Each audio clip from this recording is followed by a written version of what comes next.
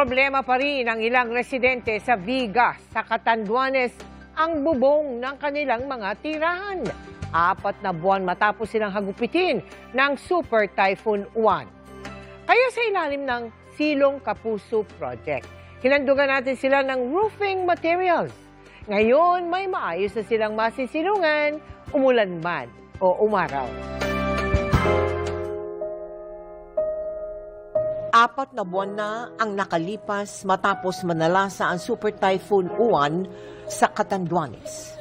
Pero hanggang ngayon, trapal at pinagtagpi-tagping yero pa rin ang nagsisilbing silong ng pamilya ni Victor sa bayan ng Viga.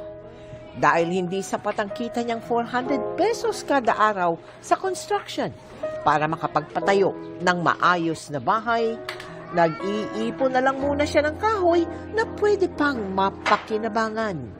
Yung mga natira po na nasira na pinulot ko na rin po para may kabit ulit. Si LV, mahigit 1 buwan namang manong-manong naghabi ng pawid para gawing bubungan ng kanilang bahay.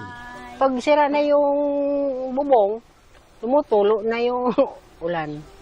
Lalagyan ko ng mali yung karton lang, ko sa butas. Hirap na hirap kami, Diyos ko, kung saan yung walang tulo, doon kami hihiga, doon kami upo, gano'n.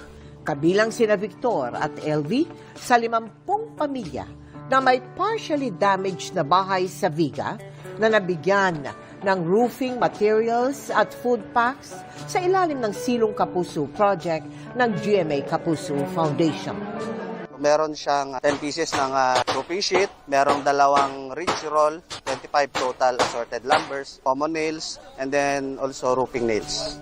Sa pagbabayanihan ng komunidad at sa tulong ng 83rd Infantry Battalion ng Philippine Army at mga volunteers, naikabit na ang mga bago nilang bubong.